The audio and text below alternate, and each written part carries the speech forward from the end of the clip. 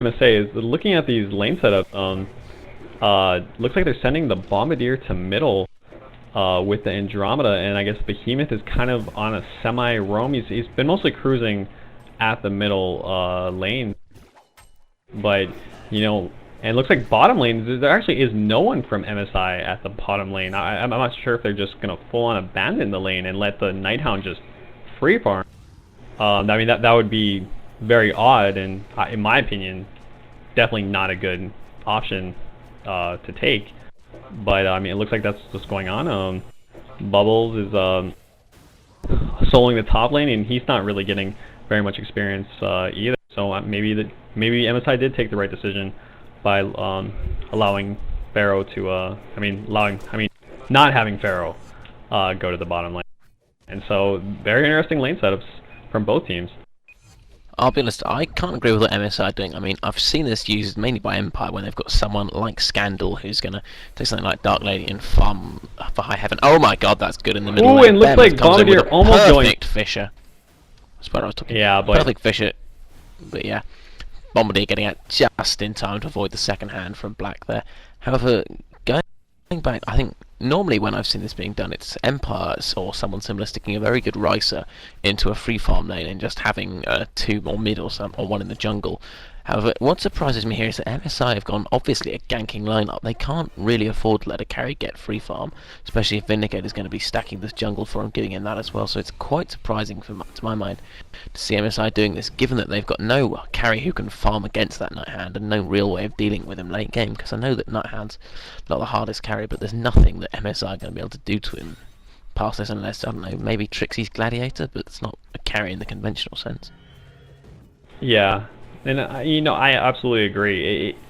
You know, MSI like that. They do have the ability to, you know, I guess carry, but it just their carries are just not yet. What you were saying before, they're just not as strong as a Soul Stealer and a Nighthound. I mean, Nighthound, even though it's a fairly unconventional hero, I mean, it should not be underestimated. The hero. I mean, his Cloud and his Blink Strike are absolutely devastating, especially if he gets farmed. And you know, it's interesting to see. It's going to be interesting to see if MSI ends up changing around this lineup. It looks like Vindicator picking up a haste rune, and Andromeda trying to go for it, but it's not successful. Andrew might be in a little bit of trouble here. Looks like Vindicator is probably just going in for the harassment, and Andrew will in fact be okay. Another thing I'd like to point out is you see what OK is doing right here is they're leaving the bubbles in the lane, and even though the bubbles is not getting very much experience or any experience at all, it forces the support to stay in the lane with him. It looks like, actually, speaking of Bubbles is actually in a little bit of trouble here. Trixie throwing out the Pitfall, but the Pitfall actually misses, and actually looks like they might be going for the tower dive on the Bubbles, and looks like Bubbles in a lot of trouble. A miss stun by the Witch Slayer. And it looks like Bubbles is almost certainly going to be able to get out of here. So I guess not the best coordination. It looks like, speaking of Nighthound coming in, it looks like he's almost certainly going to pick off that Gladiator, and it looks like Trixie on the Gladiator goes down behind the top tower to overpower playing that Nighthound. So I mean, that's kind of a risky play. Yeah, I'm really actually quite surprised by that decision from MSI to Tad Dive, because if you look at the situation there, it was pretty clear they didn't have a great handle of where OK's players were. Nighthand had his ultimate, no way of knowing where he is. I'm pretty sure Behemoth was MIA as well, so it's really surprising to me at least that they chose to open themselves up.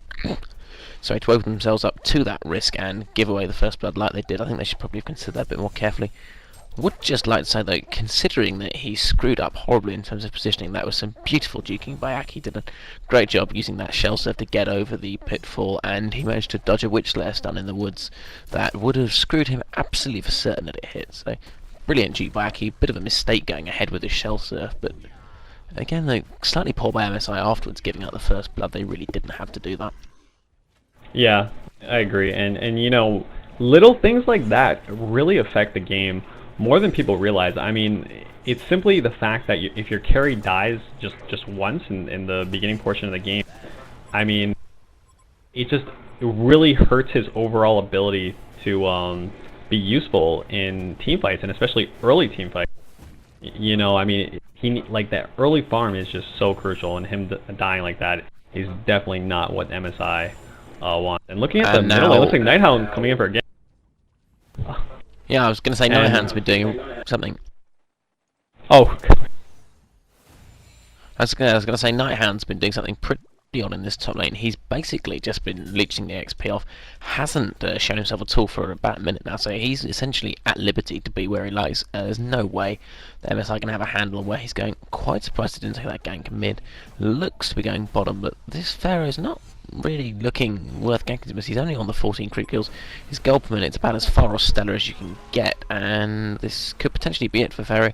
Bubbles in the area, doesn't have the ultimate obviously, depends if can reach him now. Oh god, sorry, my computer's gone horribly wrong here. My mouse has died. And in the event, look like to be seeing another kill for the middle lane. MSI trying to pick up a kill on, I believe, Soulstealer. Thingamy Jigamy had Nova and N0tail going in there. That combo we've had middle game. Behemoth screwing it up completely for them with a Fissure, and some good nukes out from Soulstealer finishing it off, leaving Nova running with his tails in his legs, goes down to the 4 HP. Oh, real quick, sorry to interrupt you, but a great rocket by Pharaoh. Actually picking off the Behemoth going to base. I mean, that was a phenomenal rocket. Like, you gotta give him props to that. Fresh Pro on that Pharaoh. I mean, that was really nice. And something I actually just like to point out is Pharaoh really hasn't been in the bottom lane. He's been jungling for most of the portion. Looks like it's working out fairly well, because I mean, he is in fact level 5. So, you know, I mean, I guess that's kind of a plus for the Hellborn side, or MSI. But sorry, another point that I wanted to continue on is the fact that if you abandon a lane, your support doesn't have to stay in the lane with you. Instead, he's not just like a support's not going to sit in the lane and leech experience, at least for a good team, like for no reason. He's going to go in the jungle, he's going to stack, or he's going to go and try to gank and help other lanes. And so just your presence in the lane, even if you aren't gaining any experience, prevents that support hero from doing damage in other parts of the game. Yeah, you've got a good point there. And by keeping that support hero tied up, obviously you're going to both these sides fairly gank orientated. So if you can keep one of the support heroes tied down, you're essentially giving the gank orientated heroes on your team that little bit of extra leeway to roam the map, try to get ganks off, which is obviously pretty crucial, especially in the early game. There's not too much to call between the sides. One thing that's confusing me slightly, we've got Bombardier and Andromeda sitting mid, despite the fact that there's really not much scope for getting anything done. They're never going to pick kills up on this Soulstealer when he's got Behemoth just intercede with a Fissure at any point. They're actually not doing much to his farm either. If you look at Black's creep score, he's sitting on 43 and 16. So do you have any pet theories about why they're bothering to send these two heroes mid rather than having Andromeda roam them out trying to get some ganks off? Because I haven't actually seen it achieve very much for this MSI side yet. Yeah, you know, I mean, really, he's just sitting at the middle lane, and he's leeching, taking experience from N0tail, on the Bombardier. And actually, it looks like some initiation, speaking of which, some initiation on the Soulstealer. It looks like Soulstealer might get a little bit of trouble here. That time bomb going off, and it looks like the time bomb does go off, and N0tail finishes off Black with his, newly buffed ult. And so, well played by MSI. So speaking about those ganks, they actually look like they are being successfully able to execute that. And it looks like, oh, Behemoth stealing the haste rune, but is he, oh, it takes, wow, I didn't even realize, that does so much damage. Looks like Behemoth goes down to the Andrew Bombardier combination. I don't think he really realized what he was walking into, because I thought he was A-okay there.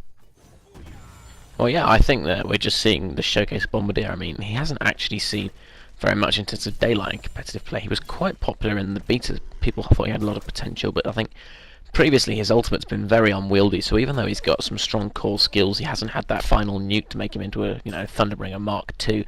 Now that he does have that, and he's able to just, if you get low from his sticky bomb, he's able to dish out something huge onto you, and I think especially comboed with that Andromeda to let him land the sticky bomb every time. He's an absolute damage powerhouse, so I think there's going to be a lot more. He's going to be seen a lot more being comboed with Stunners, Magmus, Andromeda, Witch Slayer, whatever, and just having his nuking power unleashed, because he's definitely a very powerful nuker. I just think that people have maybe been held back from him by now because it's actually quite hard to land something. But he's top lane though. Bubbles does a brilliant job, manages to